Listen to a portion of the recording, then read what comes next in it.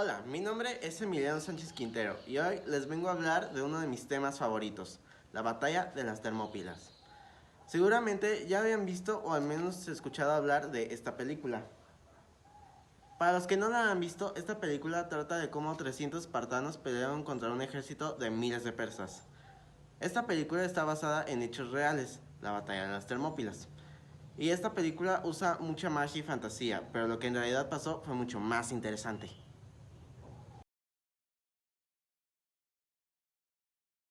¿Qué dio origen al conflicto? Para entender mejor lo que pasó, tenemos que regresar unos años antes del conflicto.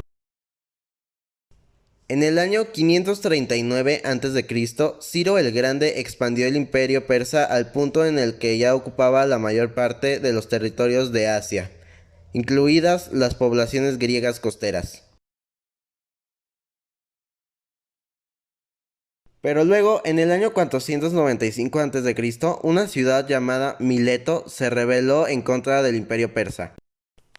Mileto recibió apoyo de la ciudad griega de Atenas, pero aún así el rey persa Darío I pudo apaciguar rápidamente la situación. Eso no fue suficiente para Darío y como castigo quemó la ciudad de Mileto. Él también quería castigar a Atenas por intervenir en ese conflicto, iniciando la Primera Guerra Médica. Luego en el año 490 a.C., Darío I mandó una flota a Grecia que desembarcó en la costa de Maratón y que estaba cerca de la ciudad de Atenas. Cuando Atenas se enteró de la llegada de los persas a Grecia, mandaron mensajeros a Esparta y a Platea para pedir ayuda en el conflicto. Solo Platea pudo responder a Atenas mandando a 1000 hombres. El ejército compuesto por las fuerzas de Platea y de Atenas estuvieron defendiendo la costa de Maratón por un mes, y el 12 de septiembre del año 490 a.C., los atenienses pudieron expulsar a los persas de la costa de Maratón. Y después de su victoria, el comandante ateniense mandó a un soldado a Atenas para informar de la victoria de Maratón. Este soldado corrió sin descansar hasta que llegó a Atenas y dio la noticia de la victoria de Maratón. Poco después de dar la noticia, cae muerto por el agotamiento. Es por eso que desde ese día se da la famosa carrera de Maratón, en honor a ese soldado de Atenas. Y esta batalla fue el fin de la Primera Guerra Médica.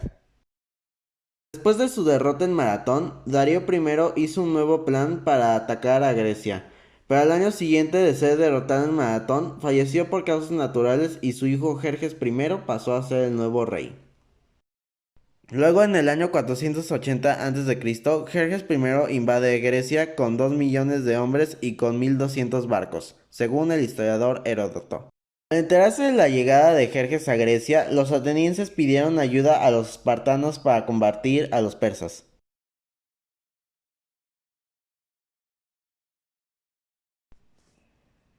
¿En realidad fueron 300 espartanos los que pelearon en la batalla? ¿Solo 300? Pues sería algo glorioso e imposible que solo 300 espartanos pudieran detener un ejército más grande, pero esto en realidad es falso. Lo que en realidad pasó es que en ese momento en Esparta habían dos reyes, el rey político y el rey militar.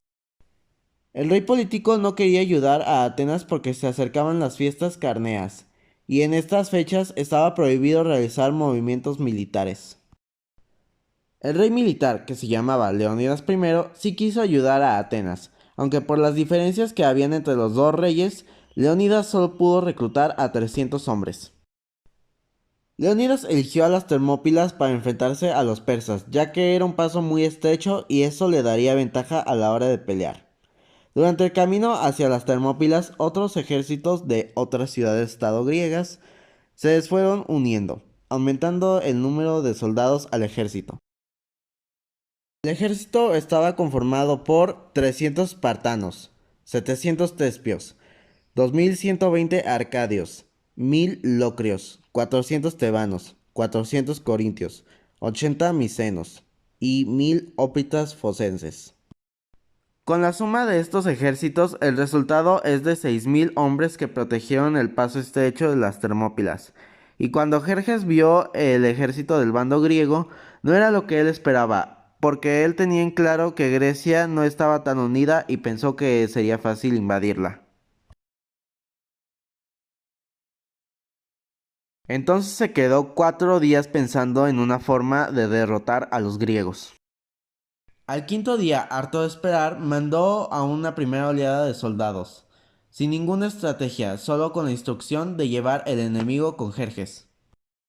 Pero la coalición griega pudo derrotarlos con una estrategia que era muy efectiva en las batallas de Grecia, llamada la falange, en la que los soldados se acomodaban hombro con hombro y ponían su grande escudo enfrente, y luego sacaban las lanzas para matar a los soldados enemigos. El segundo día de batalla, Jerjes mandó otra oleada, esta vez conformada por una élite muy poderosa y efectiva, llamada los Inmortales. Aún así, esta élite no pudo derrotar a los griegos. Ya sea por el buen armamento o la estrategia que estaban usando, los griegos iban ganando ventaja sobre los persas. Pero el rumbo de la batalla cambió cuando al finalizar el segundo día de batalla, llegó un soldado griego de Tespias al campamento persa. Este soldado se llamaba Efialtes. Efialtes actuó de esta manera porque él creía que Grecia iba a caer y él no quería ser afectado por la caída de su nación. Efialtes le contó a Jerjes de la existencia de un paso oculto que rodea a las Termópilas, y Jerjes mandó inmediatamente a los inmortales por ese paso oculto.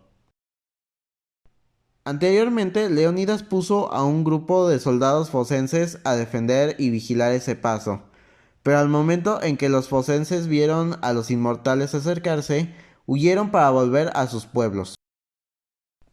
Al día siguiente, uno de los soldados focenses fue con Leónidas a contarle lo sucedido la noche anterior. Ahora Leónidas sabe que el paso va a caer, así que le pide a los demás ejércitos que se retiren y que le vayan a advertir a Atenas que el paso de las Termópilas cayó, mientras que él y sus 300 espartanos se quedaban a defender la retirada de los demás ejércitos. También se quedaron los 400 tebanos y los 700 tespios, dejando una cifra de 1400 hombres incluyendo a los 300 espartanos.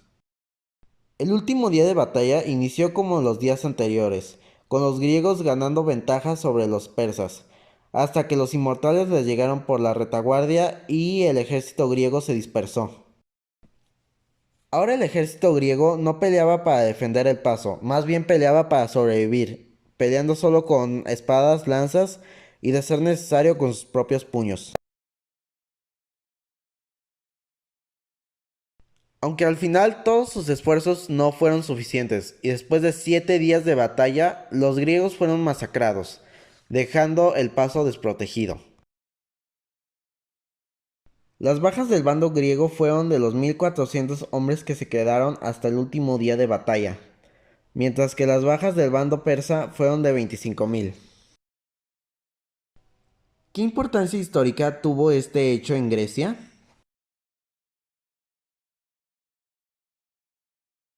Después de la batalla, los persas llegaron a Atenas, pero se encontraron que la ciudad había sido evacuada. Luego, inspirados por el sacrificio de los espartanos, los demás estados griegos se unieron para expulsar a los persas de Grecia. Esta batalla tuvo mucha importancia ya que es el inicio de la Segunda Guerra Médica. Esta guerra terminará con la caída del Imperio Persa. Esto fue todo de mi parte y gracias por su atención.